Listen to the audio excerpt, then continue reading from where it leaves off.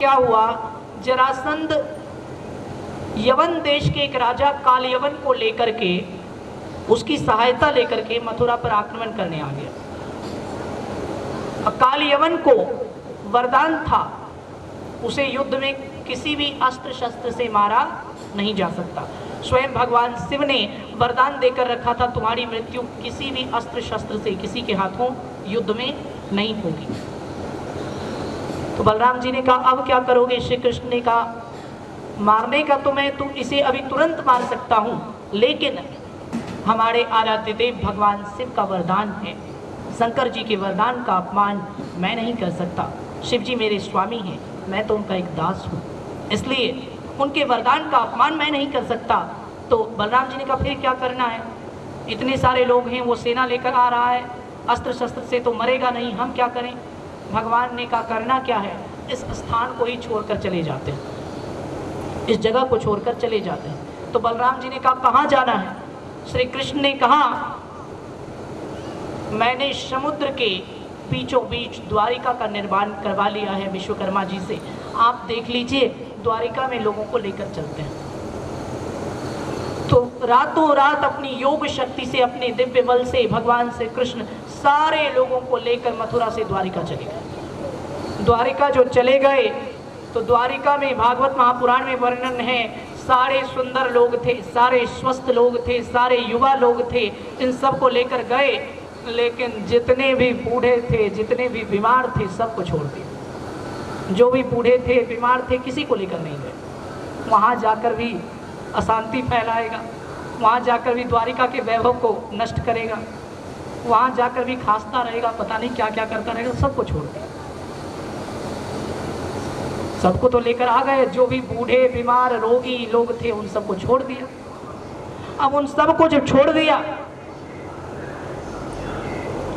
बलराम जी को ये चीज अच्छा नहीं लगा। बलराम जी ने कहा कान्हा ये तुमने क्या किया? ये सब हमारे अपने थे, हमारी शरण में थे। भगवान ने कहा सबको लेकर तो आ ही गया हूँ। बलराम जी ने कहा सबको लेकर कहाँ आए तुम? जितने भी बूढ़े लोग थे, बीमार थे, उन सबको छोड़ दिया।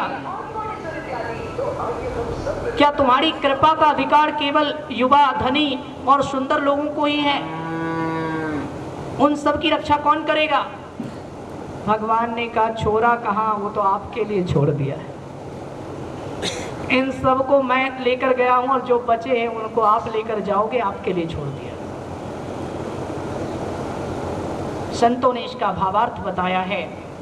श्री कृष्ण की उपमा परमात्मा से, मथुरा वासियों की उपमा जीव से, और बलराम की उपमा महात्मा से यानी संत से की गई है। कहने का अर्थ क्या है?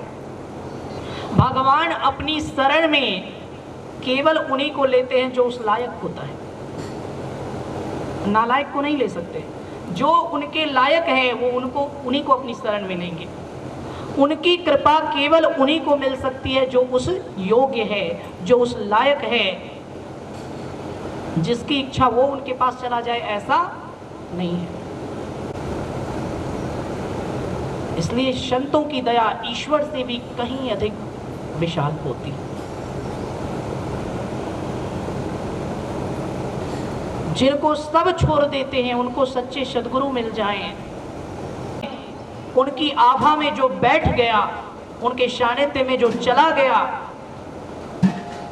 उनकी सेवा में जो रह गया, उसे दुनिया के किसी से भी डरने की, दुनिया के किसी भी अमंगल से, दुनिया के किसी भी अशुभ आशंका से, दुनिया की किसी भी बुराई से भयभीत होने की कोई आवश्यकता नहीं।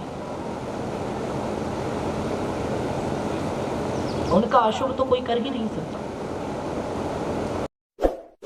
इस वीडियो को लाइक करें, हमारे चैनल को सब्सक्राइब कर बेल आइकन जरूर प्रेस करें हमारी न्यू वीडियोस